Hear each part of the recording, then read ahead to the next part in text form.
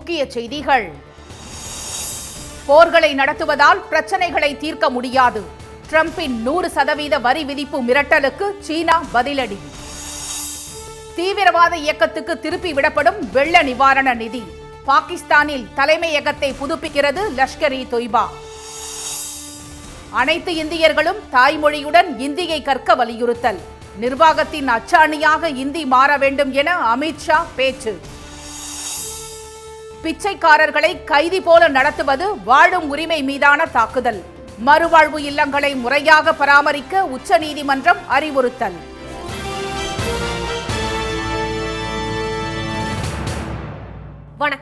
வணக்கம். ரஷ்யாவிடம் கச்சா எண்ணெய் வாங்கும் இந்தியாவுக்கும் சீனாவுக்கும் கூடுதல் வரி விதிக்கப்படும் என்ற அமெரிக்க அதிபரின் மிரட்டலுக்கு பதிலடி கொடுத்துள்ள சீனா அமெரிக்க பொருட்கள் மீது 100% வரி விதிக்கப் போவதாக கூறியுள்ளது. உக்ரைன் மீது தாக்குதல் நடத்தி வரும் ரஷ்யாவிலிருந்து எண்ணெய் இறக்குமதி செய்வதற்கு அபராதமாக இந்தியாவுக்கு 25% வரியை ட்ரம்ப் ஏற்கனவே விதித்துள்ளார். ஆனால் அந்நாட்டிடம் இருந்து எண்ணெய் இறக்குமதி செய்யும் சீனா, துருக்கி உள்ளிட்ட நாடுகளுக்கு வரி விதிக்கவில்லை. இதனால் வரி விதிப்பில் ட்ரம்ப் இரட்டை நிலையை பின்பற்றுவதாக குற்றச்சாட்டு எழுந்துள்ளது. இந்நிலையில் G7 நாடுகளான Canada, Italy, France, Japan, Germany, England ஆகிய நாடுகளுக்கு 2 தினங்களுக்கு முன்பு கடிதம் எழுதிய ட்ரம்ப் இந்தியா மற்றும் சீனாவுக்கு 50 முதல் 100% வரை வரி விதிக்குமாறு கேட்டுக்கொண்டார். இந்நிலையில் நியூ ஜெர்சியில் நேற்று செய்தியாளர்களிடம் பேசிய அவர், உக்ரைன் போரை நிறுத்த ஒரே வழி ரஷ்யாவுக்கு பொருளாதார ரீதியாக நெருக்கடி கொடுப்பதுதான் என்றார். ரஷ்யாவிடம் அதிக அளவில் எண்ணெய் வாங்கும் நாடுகளுக்கு ஐரோப்பிய நாடுகளும் கூடுதல் வரி விதிக்க வேண்டும் என்றும் ட்ரம்ப் கூறினார். இதற்கு சீனா கடும் கண்டனம் தெரிவித்துள்ளது. வரி விதிப்பு என்ற பெயரில் போரை நிறுத்தும் நோக்கிலான பொருளாதார தடைகள் நிலைமையை சிக்கலாக்கும் என்று தெரிவித்துள்ள சீன வெளியுறவு அமைச்சர் வாங் யி, இந்த விவகாரத்தில் அமெரிக்காவின் சர்வாதிகார போக்கை ஏற்க முடியாது என்று கூறினார். ரஷ்யாவுடன் சீனா சேர்ந்து போரிடவோ போருக்கு திட்டமிடவோ இல்லை என்ற அவர், வரி விதிப்பு அச்சுறுத்தல் தொடர்ந்தால் அமெரிக்க பொருட்களுக்கு தங்கள் நாடும் 100% வரி விதிக்கும் சூழல் உருவாகும் என்று எச்சரித்தார்.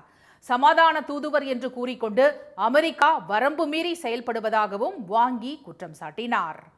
ஆபரேஷன் சிந்தூர் தாக்குதலின் போது தரைமட்டமாக்கப்பட்ட தலைமையகத்தை மறுநிர்மாணம் செய்ய லஷ்கர்-இ-தொய்பா பயங்கரவாத அமைப்புக்கு வெள்ள நிவாரணம் என்ற பெயரில் நிதி திரட்டி பாகிஸ்தான் அரசு உதவுவதாக தகவல்கள் வெளியாகியுள்ளன. இந்தியாவில் பல்வேறு தீவிரவாத தாக்குதல்களை நடத்திய லஷ்கர்-இ-தொய்பா அமைப்பு உலகளவில் தடை செய்யப்பட்ட இயக்கமாகும். இதன் தலைமையகம் பாகிஸ்தானின் பஞ்சாப் மாகாணத்தில் உள்ள முரித்கே நகரில் செயல்பட்டு வருகிறது. கடந்த ஏப்ரல் மாதம் 22ஆம் தேதி நடந்த பெஹல்காம் தீவிரவாத தாக்குதலுக்கு பதிலடியாக மே 7ஆம் தேதி இந்திய விமானப்படை நடத்திய ஆபரேஷன் சிந்தூர் தாக்குதலில் லஷ்கர்-இ-தொய்பாவின் தலைமையகம் தரைமட்டமாக்கப்பட்டது. தீவிரவாதிகளுக்கு ஆயுத பயிற்சி வழங்கும் இடத்தையும் மாற்றிக்கொண்ட லஷ்கர்-இ-தொய்பா இந்திய விமானப்படையின் தாக்குதலில் சேதமடைந்த தலைமையகத்தை மறுநிர்மாணம் செய்து வருகிறது.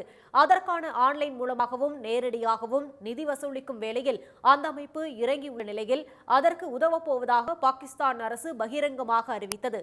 மறுசீரமைப்புக்கு பாகிஸ்தான் மதிப்பில் 15 கோடி ரூபாய் செலவாகும் என மதிப்பிடப்பட்டுள்ள நிலையில் முதல் கட்டமாக 4 கோடி ரூபாயை பாகிஸ்தான் அரசு ஒதுக்கியிருப்பதாகவும் வெள்ள நிவாரண நிதி என்ற பெயரில் அந்த பணம் திரட்டப்பட்டு வழங்கப்பட்டுள்ளதாகவும் உளவு அமைப்புகள் தெரிவித்துள்ளன. கடந்த மாதம் பாகிஸ்தானில் நிலச்சரிவும் பெருவெள்ளமும் ஏற்பட்ட நிலையில் அந்த நாட்டிற்கு உதவ உலக நாடுகள் முன்வந்தன. இந்த வகையில் பெற்ற நிதியை பாகிஸ்தான் அரசு தீவிரவாத அமைப்புகளுக்கு வழங்கியிருப்பதாக தெரிவித்துள்ள உளவு அமைப்புகள் 2005ஆம் ஆண்டு ஏற்பட்ட நிலநடுக்கத்தின் போதும் உலக நாடுகள் வழங்கிய நிதியை தீவிரவாத அமைப்புகளுக்கு பாகிஸ்தான் அரசு திருப்பிவிட்டதாக சுட்டிக்காட்டியுள்ளன. தீவிரவாதத்துக்கு எதிரான நடவடிக்கை என்று கூறி பல்வேறு உலக அமைப்புகளிடம் நிதி திரட்டி வரும் பாகிஸ்தான் அந்த நிதியை இந்தியா மீதான நிழல் யுத்தத்திற்கு பயன்படுத்துவதாக குற்றம் சாட்டியுள்ள உளவு அமைப்புகள் பாகிஸ்தானுக்கு நிதி உதவி அளிப்பதை அந்த அறக்கட்டளைகள் நிறுத்த வேண்டும் என்று வலியுறுத்தியுள்ளன. இதற்கான ஆதாரத்தையும் வழங்கியுள்ள உளவு அமைப்புகள் பாகிஸ்தானின் இரட்டை வேடத்தை உலக நாடுகள் புரிந்து கொள்ள வேண்டும் என்று கேட்டுக் கொண்டுள்ளன. ஒவ்வொரு இந்தியரும் தங்கள் தாய்மொழியுடன் இந்தியையும் கற்றுக்கொள்ள வேண்டும் என மத்திய உள்துறை அமைச்சர் திரு அமித்ஷா வலியுறுத்தியுள்ளார். இந்தி தினத்தை ஒட்டி குஜராத் மாநிலம் அகமதாபாத்தில் நேற்று நிகழ்ச்சி ஒன்றில் பேசிய அவர், இந்தியாவில் மொழிகளுள் எந்த பேதமும் இல்லை என்று கூறினார். நம் நாட்டில் மொழி சுதந்திரம் இருப்பதாக தெரிவித்த திரு அமித்ஷா, இந்தி மொழி தற்போது உள்ளதை விட மேலும் வளர்ச்சி பெற வேண்டும் என்று கூறினார். அறிவியல், தொழில்நுட்பம், நீதித்துறை, காவல் என பல்வேறு துறைகளிலும் நிர்வாகத்தின் அச்சாணியாக இந்தி மாற வேண்டும் என்று வலியுறுத்திய உள்துறை அமைச்சர், ஆங்கிலத்திற்கு பதிலாக இந்திய மொழிகள் அரசு நிர்வாகத்தில் என்று முக்கியத்துவம் பெறுகின்றனவோ அன்றுதான் நாட்டு மக்களுக்கும் நாட்டுக்கும் இடையே உணர்வுபூர்வ பந்தம் உருவாகும் என்றார்.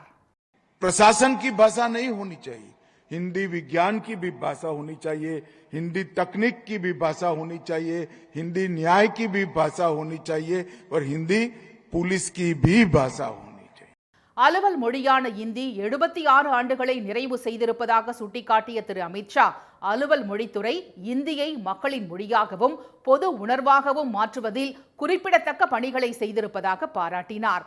நாட்டின் பெரும்பான்மையான மாநிலங்களில் இந்தி பேசப்படுவதாக தெரிவித்த அவர், அதனாலேயே சர்தார் பட்டேல், KM முன்ஷி போன்ற தலைவர்கள் இந்தியை முதன்மைப்படுத்தியதாக கூறினார்.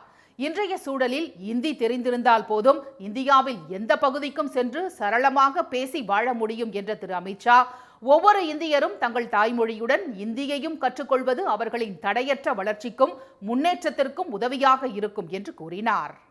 பிச்சைக்காரர்கள் மறுவாழ்வு இல்லங்களில் உள்ளவர்களுக்கு அரசியல் சாசன விதியின்படி அடிப்படை பாதுகாப்பும் உரிய பராமரிப்பும் வழங்கப்பட வேண்டும் என உச்சநீதிமன்றம் அறிவுறுத்தியுள்ளது. 2000 ஆண்டு வடக்கு டெல்லியின் நரேலா பகுதியில் லம்பூரில் உள்ள பிச்சைக்காரர்கள் மறுவாழ்வு இல்லத்தில் குடிக்கவும் சமையலுக்கும் மாசடைந்த நீர் பயன்படுத்தப்பட்டதால் அங்கு தங்க வைக்கப்பட்டிருந்தவர்கள் காலரா மற்றும் குடல் நோயால் பாதிக்கப்பட்டனர். இதில் 6 பேர் உயிரிழந்த நிலையில் 107 பேர் மருத்துவமனையில் சிகிச்சை பெற்றனர். இது தொடர்பான வழக்கை விசாரித்த நீதிபதிகள் திரு JB பரதிவாலா, திரு R மகாதேவன் ஆகியோரை கொண்ட அமர்வு, சிறையில் தண்டனை கைதிகளுக்கு அரசியல் சாசனப்படி வழங்கப்படும் அடிப்படை பாதுகாப்பு உரிமைகள் பிச்சைக்காரர்கள் மறுவாழ்வு இல்லங்களில் உள்ள ஏழைகளுக்கு கிடைப்பதில்லை என்று கூறியது. இல்லம் என்ற வார்த்தை பாதுகாப்பு, கண்ணியம், கவனிப்பு, சொந்தம் ஆகியவற்றை குறிப்பிடுவதாக நீதிபதிகள் தெரிவித்தனர். அரசு இதனை கருத்தில் கொண்டு அவர்களை மீட்டு திறன்களை வளர்த்து சமூகத்துடன் ஒருங்கிணைக்கும் மையங்களாக அந்த இல்லங்களை நடத்த வேண்டும் என்று தீர்ப்பில் நீதிபதிகள் குறிப்பிட்டனர். அதிக கூட்டம், சுகாதாரமற்ற சூழல், விருப்பத்துக்கு மாறாக அடைத்து வைப்பது, சிகிச்சை அளிக்க மறுப்பது, மனநலம் குறித்த அலட்சியம், தனிமனித சுதந்திரத்திற்கு கட்டுப்பாடு போன்றவற்றால் சிறைவாசம் போன்ற சூழ்நிலையை ஏற்படுத்துவது கொள்கையில் தோல்வி என்பது மட்டுமின்றி வாழ்வதற்கான உரிமையை வலியுறுத்தும் அரசியல் சாசனத்தின் 21வது விதியின் இதயத்தை பிளப்பதாகவும் என்று தீர்ப்பில் குறிப்பிடப்பட்டுள்ளது. அனைத்து மாநில மற்றும் யூனியன் பிரதேச அரசுகள் அடிப்படை சுகாதாரம், தூய்மையை மறுவாழ்வு இல்லங்களில் பராமரிக்கவும், தூய குடிநீர், கழிவறை உள்ளிட்ட அடிப்படை வசதிகளை உறுதி செய்ய வேண்டும் என்றும் அதில் கூறப்பட்டுள்ளது. பிச்சைக்காரர்கள் மறுவாழ்வு இல்லங்களில் ஒருவர் சேர்க்கப்பட்ட 24 மணி நேரத்திற்குள் மருத்துவ பரிசோதனை செய்யப்பட வேண்டும் என்று நீதிபதிகள் அறிவுறுத்தியுள்ளனர். அந்த இல்லங்களில் வழங்கப்படும் உணவின் தரம் குறித்து ஊட்டச்சத்து நிபுணர் குறிப்பிட்ட இடைவெளியில் ஆய்வு செய்ய வேண்டும். இல்லங்களின் உள்கட்டமைப்பு குறித்து 2 ஆண்டுகளுக்கு ஒருமுறை ஆய்வு செய்ய வேண்டும் என்றும் அறிவுறுத்தப்பட்டுள்ளது. தொற்று நோய்களை தவிர்க்க குறிப்பிட்ட எண்ணிக்கையை விட அதிகமான நபர்களை தங்க வைக்கக்கூடாது. தங்கி இருப்பவர்களுக்கு தொழிற்கல்வி அளிக்க வேண்டும். பெண்களுக்கும் குழந்தைகளுக்கும் பாதுகாப்பை உறுதிப்படுத்த தனி இடவசதியும் குழந்தைகளுக்கு கல்வியும் அளிக்க வேண்டும் என்றும் நீதிபதிகள் கூறியுள்ளனர். பிச்சை எடுக்கும் குழந்தைகளை மறுவாழ்வு இல்லங்களை தவிர்த்து குழந்தைகள் நல விடுதிகளில் சேர்க்கவும் உச்சநீதிமன்றம் அறிவுறுத்தியுள்ளது. பெற்றோரை இழந்த குழந்தைகளை அரவணைத்து தொடர்ந்து பாதுகாக்கும் அன்பு கரங்கள் திட்டத்தை முதலமைச்சர் திரு மு.க. ஸ்டாலின் இன்று தொடங்கி வைக்கிறார். மிகவும் வறுமையில் வாடும் குடும்பங்களின் வாழ்க்கை தரத்தை மேம்படுத்துவதற்காக தமிழ்நாடு அரசு தாயுமானவர் திட்டத்தை அறிமுகப்படுத்தியது. அதன் ஒரு பகுதியாக பெற்றோர் இருவரையும் இழந்த அல்லது பெற்றோரில் ஒருவரை இழந்து மற்றவரால் பராமரிக்க இயலாத குழந்தைகளை அரவணைத்து தொடர்ந்து பாதுகாக்கும் வகையில் அன்பு கரங்கள் திட்டத்தை அரசு அறிவித்தது. இத்திட்டத்தின் கீழ் அந்த குழந்தைகளின் 18 வயது வரையான பள்ளி படிப்பு முடியும் வரை இடைநிற்றல் இன்றி கல்வியை தொடர மாதம் 2000 ரூபாய் உதவித்தொகை வழங்குவதுடன் பள்ளி படிப்பு முடித்த பின் கல்லூரி கல்வி மற்றும் உரிய திறன் மேம்பாட்டு பயிற்சிகளும் அவர்களுக்கு வழங்கப்படும். இந்த அன்பு கரங்கள் திட்டத்தை திரு ஸ்டாலின் சென்னை கலைவாணர் அரங்கில் இன்று தொடங்கி வைத்து குழந்தைகளுக்கு உதவித்தொகையை வழங்குகிறார்.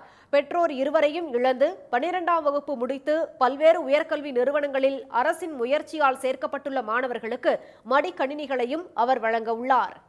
உலகிலேயே சிறுபான்மையினருக்கு எதிரான வெறுப்பு பேச்சில் இந்தியா முதலிடத்தில் இருப்பதற்கு பாஜகவும் RSSும் தான் காரணம் என மக்களவை திமுக உறுப்பினர் திருமதி கனிமொழி குற்றம் சாட்டியுள்ளார். நெல்லை மேலப்பாளையத்தில் இந்திய யூனியன் முஸ்லீம் லீக் கட்சியின் அரசியல் எழுச்சி மாநாடு நடைபெற்றது. மாநாட்டுக்கு கட்சியின் தேசிய தலைவர் திரு காதர் மொய்தீன் தலைமை வகித்தார். இதில் கலந்து கொண்டு பேசிய தூத்துக்குடி தொகுதி மக்களவை உறுப்பினர் திருமதி கனிமொழி, மத்தியில் ஆளும் அரசை எதிர்த்து பேசினால் அதை சிலர் தேச விரோதம் என்று கூறுவதாகவும், ஆனால் நாட்டின் இறையாண்மையை காப்பாற்றவே தாங்கள் போராடி கொண்டிருப்பதாகவும் தெரிவித்தார். சிறுபான்மை மக்களுக்கு எதிரான காழ்ப்புணர்ச்சி நம் நாட்டில் அதிகரிக்க பாஜக தலைமையிலான மத்திய அரசே காரணம் என்று அவர் குற்றம் சாட்டினார்.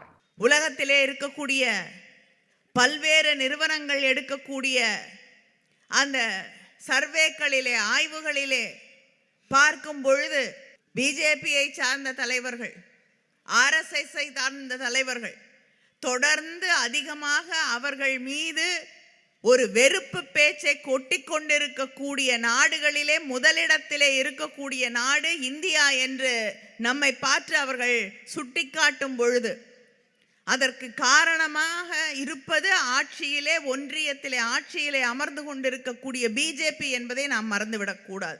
மாநில அரசின் உரிமைகளை தட்டிப்பறிப்பது மட்டுமல்லாது இஸ்லாமியர்களுக்கு எதிரான மசோதாக்களை பாஜக அரசே கொண்டு வந்தது என திருமதி கனிமொழி கூறினார்.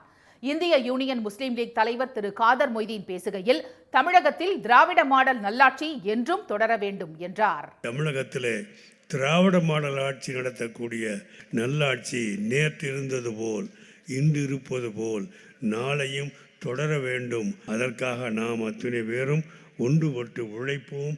இந்தியாவில் உள்ள 4000க்கும் மேற்பட்ட சமூகங்களுக்கு வெவ்வேறு வரலாறு, மதம், சடங்குகள், சம்பிரதாயங்கள் உள்ளன என்று திரு காதர் மொய்தீன் குறிப்பிட்டார்.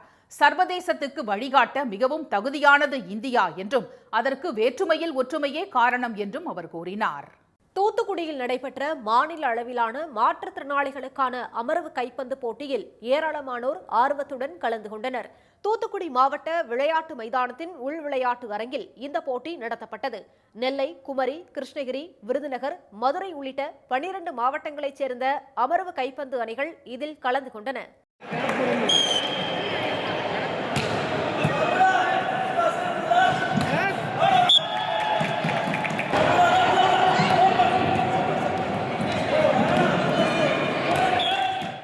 லீக் முறையில் நடைபெற்ற ஆட்டங்களின் முடிவில் தூத்துக்குடி, குமரி அணிகள் இறுதிப் போட்டிக்கு தகுதி பெற்றன.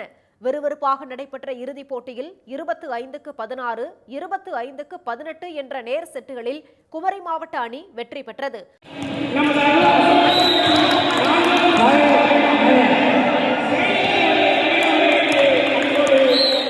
முதலிடம் பிடித்த குமரி மாவட்ட அணிக்கும் 2ஆம் இடம் பிடித்த தூத்துக்குடி மாவட்ட அணிக்கும் கோப்பை மற்றும் சான்றிதழ்கள் வழங்கப்பட்டன. இதனிடையே தூத்துக்குடி முத்துநகர் கடற்கரையில் தேசிய அளவிலான கடல் நீர் சாகச விளையாட்டுப் போட்டி 3 நாட்கள் நடைபெற்றது. இதில் தமிழ்நாடு, புதுச்சேரி, கோவா, கேரளா உள்ளிட்ட 10க்கும் மேற்பட்ட மாநிலங்களைச் சேர்ந்த 200 போட்டியாளர்கள் கலந்து கொண்டனர்.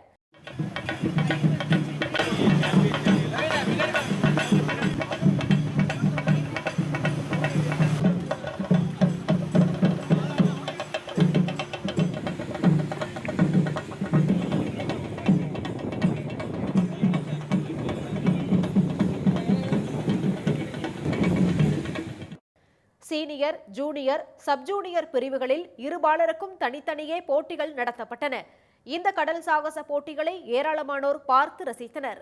உதகையில் தடை செய்யப்பட்ட 1 லிட்டர் பிளாஸ்டிக் பாட்டில்களை எடுத்து வந்த சுற்றுலா பயணிகளுக்கு அபராதம் விதிக்கப்பட்டது. நீலகிரி மற்றும் மேற்கு தொடர்ச்சி மலைப்பகுதிகளில் பிளாஸ்டிக் பாட்டில்கள் உட்பட 19 வகையான நெகிழி பொருட்களுக்கு தடை விதிக்கப்பட்டுள்ளது. நீலகிரி மற்றும் கொடைக்கானல் போன்ற பகுதிகள் சுற்றுச்சூழல் முக்கியத்துவம் வாய்ந்தவை என்பதால் அங்கு நெகிழி பயன்பாட்டை குறைத்து இயற்கையை பாதுகாப்பது இந்த தடையின் முக்கிய நோக்கம். பிளாஸ்டிக் பைகளுடன் வீசப்படும் உணவுப் பொருட்களை உட்கொள்ளும் வனவிலங்குகள் பிளாஸ்டிக்கால் ஜீரண உறுப்புகள் பாதிக்கப்பட்டு பரிதாபமாக உயிரிழக்க நேரிடுகிறது.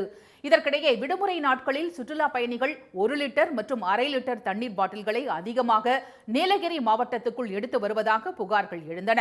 அவ்வாறு பிளாஸ்டிக் பொருட்களை கொண்டு செல்வதை தடுக்க மாவட்ட நிர்வாகம் நடவடிக்கைகளை எடுத்து வருகிறது. அந்த வகையில் NCMS வாகன நிறுத்துமிடத்தில் அதிகாரிகள் நடத்திய சோதனையில் சுற்றுலா பயணிகளிடம் ஏராளமான பிளாஸ்டிக் பாட்டில்கள் பறிமுதல் செய்யப்பட்டு அபராதமும் விதிக்கப்பட்டது. தமிழ்நாட்டில் நாளை முதல் 4 நாட்களுக்கு கனமழை பெய்ய வாய்ப்புள்ளதாக சென்னை வானிலை மையம் எச்சரித்துள்ளது. கடந்த சில நாட்களாக மாநிலத்தின் பல்வேறு பகுதிகளில் மழை பெய்து வருகிறது. இந்நிலையில் தென்னிந்திய பகுதிகளின் மேல் நிலவும் வளிமண்டல மேலடுக்கு சுழற்சியால் நாளை ஈரோடு, கிருஷ்ணகிரி, தர்மபுரி, திருப்பத்தூர், சேலம், வேலூர் ஆகிய 6 மாவட்டங்களில் கனமழை பெய்ய வாய்ப்புள்ளதாக வானிலை மையம் அறிவித்துள்ளது. அதற்கு அடுத்த 2 நாட்களில் கிருஷ்ணகிரி, தர்மபுரி, திருப்பத்தூர், சேலம், வேலூர், ராணிப்பேட்டை, காஞ்சிபுரம், செங்கல்பட்டு, திருவண்ணாமலை, கள்ளக்குறிச்சி, விழுப்புரம், கடலூர், அரியலூர், பெரம்பலூர், மயிலாடுதுறை ஆகிய 15 மாவட்டங்களில் கனமழை பெய்யக்கூடும் என வானிலை மையம் தெரிவித்துள்ளது. 19ஆம் தேதி திருவள்ளூர், ராணிப்பேட்டை, வேலூர், காஞ்சிபுரம் ஆகிய மாவட்டங்களில் கனமழைக்கான மஞ்சள் எச்சரிக்கை விடுக்கப்பட்டுள்ளது.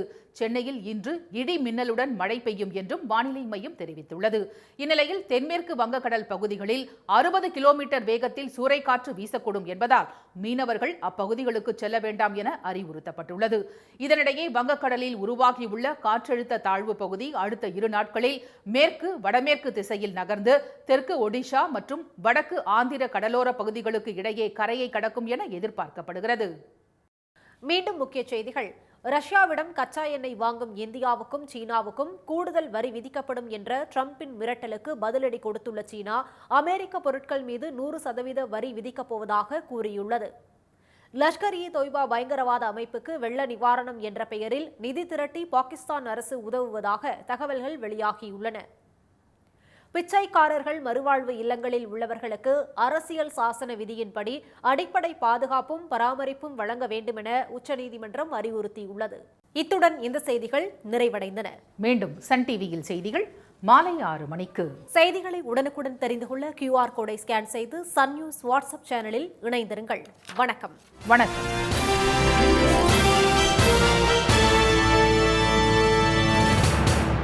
உடனுக்குடன் செய்திகளை தெரிந்து கொள்ள சன் நியூஸ் பெல் ஐகானை கிளிக் பண்ணுங்க.